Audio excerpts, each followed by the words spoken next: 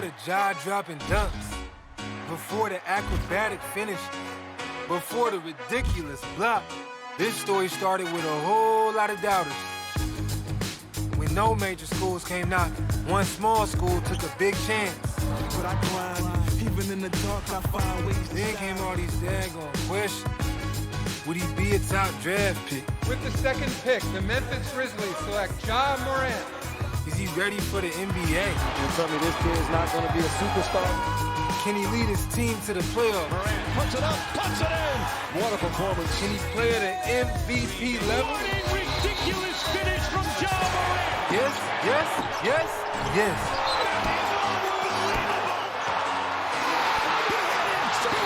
But as far as Ja's concerned, I'm not done yet. Stay tuned. his story's still being written.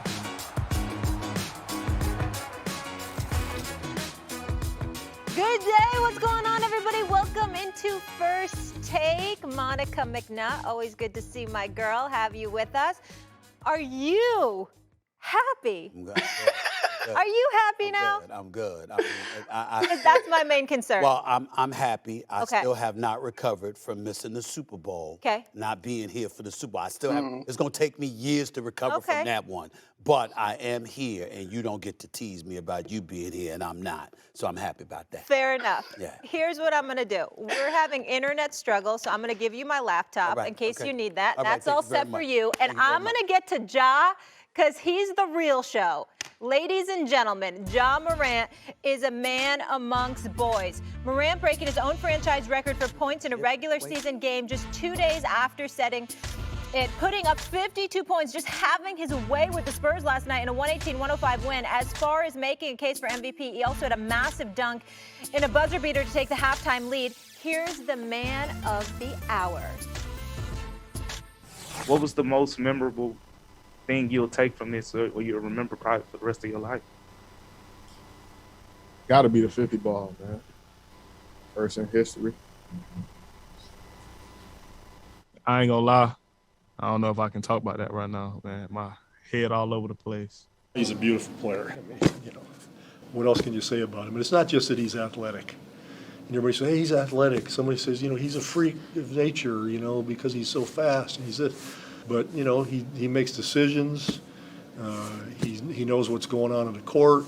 So, you combine that cerebral part of his game with the athleticism, and you got a special kid.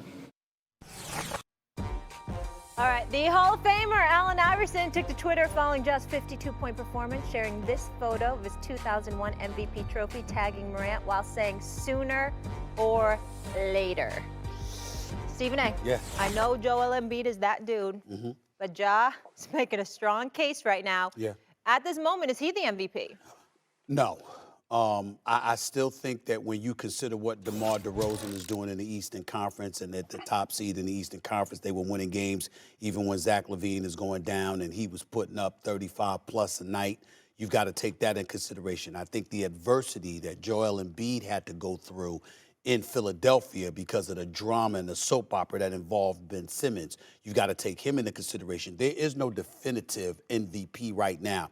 As far as I said it weeks ago, it's fluid. It's Embiid one week. It's DeMar DeRozan the next. It's Jokic the next. You can't ignore what he's been doing in Denver because he hasn't had Jamal Murray and Michael Porter Jr. And so when we consider the level of stress and drama that Joel Embiid has had to go through, when we consider the kind of arduous circumstances Jokic had to go through. When we consider what, obviously, you look at Joel Embiid again, and DeMar DeRozan, and then Jokic and what he's had to go through, you take into account Ja Morant. Now, he hasn't had Dillon, and we get all of that.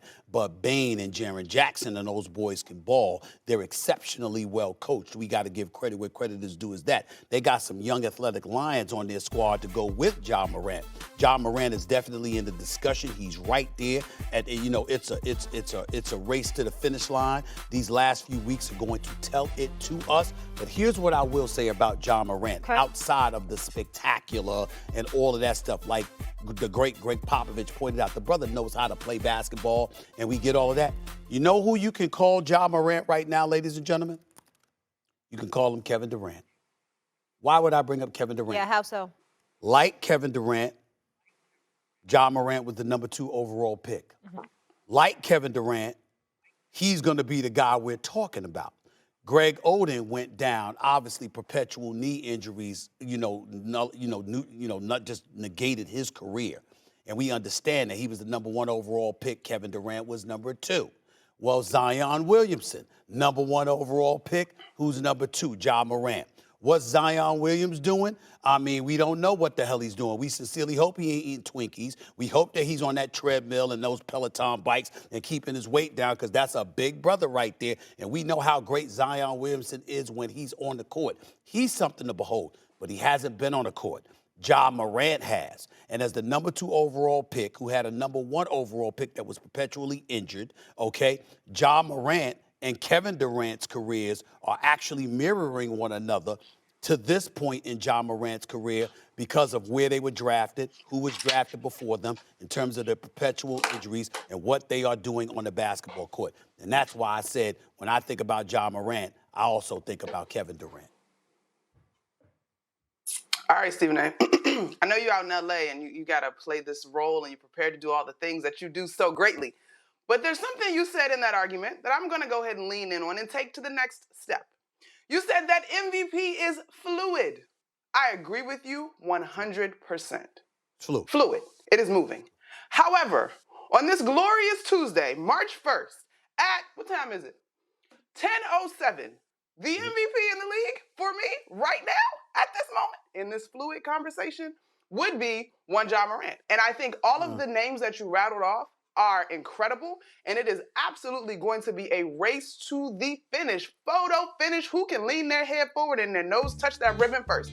But right now, I really think you have to give it to Ja Morant, because last night I was looking forward to the Bulls versus the Miami Heat, and I was disappointed because the Chicago Bulls that was sitting atop the standings did not necessarily show up. Credit the Miami Heat. And so as I'm watching those two guys, right now, the nod goes to Ja Morant. And then you talk about Joel Embiid, who has been tremendous. But honestly, Stephen A., I think that there is credence for the idea that James Harden's addition to the Philadelphia 76ers will weaken the argument that Joel Embiid has for MVP. And so to me, right now in this fluid conversation, you have to give the nod to Ja. I agree with you about those young Lions and that squad. That front office has done a tremendous job. They have been coached very well. But when I look at that roster, outside of Steven Adams, there's not a ton of experience, which to me only adds to Ja's case as a leader and an MVP candidate. Right now, at this moment. But that's a decent argument, Monica. I'm not going to ignore and throw shade on your argument entirely. What I would remind you of, I mean, you have been on the show numerous times, okay? Numerous times. Doing the great job that you've been doing.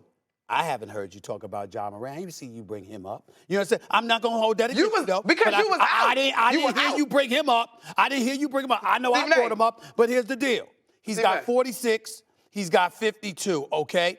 When we're seeing about, don't get me wrong, he sprinkled in a few 30-point games here and there, okay? He had 23, 26, had 44-point game, then had a 20-point game, whatever. When we talked about Joel Embiid and what he was bringing to the table, those were monster numbers that he was bringing. When we talked about DeMar DeRozan and what he did over a 9-game stretch, and with Chicago being in the lead, and with the Eastern Conference being more significant than they've been in recent memory, we can't ignore that either, particularly with Zach LaVine going down. So I'm not taking anything away from Ja Morant. He might end up winning this. Certainly from a box office attraction, you could put him up there as number 1, even ahead of Embiid, Jokic, and DeMar DeRozan. Ja Morant is box office. That is something that we got to pay attention to, because as a voter, that does play a role. When you putting up similar numbers. Yes, voter. When you Chicago, they're the number 1 seed. In Chicago, they were winning basketball games, and they were ahead of everybody else. And DeMar DeRozan, without question, was leading the way in the house that MJ built with a statue of MJ outside. We can't ignore that. You are absolutely right, Stephen A. And this is why, again, everybody might go crazy that I said it, but that was at 10:07. The time has changed. 10:10, he's still my MVP. However, in the case of Chicago, I am very, very curious to see how things unfold, because when I checked that All-Star break, they had to go on the road, I believe, for 12 out of the 17 games to the end of March. And exactly. And so their schedule is about to be a gauntlet. through most of the regular season outside of last night where the Bulls slipped up, or I shouldn't even say slipped up because the loss isn't necessarily a slip up, it's how they lost to the Miami Heat. Through most of the season, I think that DeMar DeRozan has probably been the leader in the clubhouse for MVP. But at this moment on this show, on this day, this answer is subject to change. I'm going with Ja. All right, let's stay with Ja here. And let me ask you this, Stephen A. So now Memphis, you've talked about how countdown's going out to Memphis. We know this is a big deal. He's big time. They've won 9. They're big time. Yeah. They've won 9 of their last 10. When we talk about the Warriors, they've lost 5 of their last 7. I realize they've got some bodies down that will be returning. But do you believe right now in the standings, they're 3rd in the West? Can Ja lead the Grizz to a title? He can, but he won't. And I love Ja Morant. It was great seeing him at All-Star Weekend. I'm a fan. And I think the Memphis Grizzlies fans should deeply appreciate the brother that they got there doing his thing and the team they have there doing their thing. Make no mistake about it. And I know that they've beaten the Warriors a couple of times. They faced them this season. I know all of that. But I'm not concerned. The Warriors ain't losing to the Memphis Grizzlies, a healthy Warrior squad. Injured, that's different. A healthy Warrior squad ain't losing to the Memphis Grizzlies. I don't think a healthy Phoenix Suns squad is losing to the Memphis Grizzlies. I think the Memphis Grizzlies are coming. I think with Ja Morant, there's a title in their future. I think the Memphis Grizzlies can make some noise this year and knock off one, not both, but knock off somebody big. I get all of that. But I believe that when the finals comes around, I unfortunately, because I am no fan of San Francisco, I unfortunately will be in San Francisco. I am a fan. I am a fan of that arena. There's but I'm not great a fan. restaurants in San Francisco, by the way, Listen, and great shopping. There's great. Carry on. There's great a lot of things in San Francisco, and there's some things that's not so great. But I ain't getting into that. Okay. The bottom line is that San Francisco does not turn me on. All right. But I'm gonna be there because I believe that the Golden State Warriors are going to the finals. And I think all of this is mere bag of shells. When the playoffs come, you got to deal with Clay. You got to deal with Steph. You got to deal with Dre setting them up. You got to deal with some of the young bodies, fresh legs, and a stout defensive team when they really amp it up that you got to contend with Wiseman coming back. I'm not sleeping on that.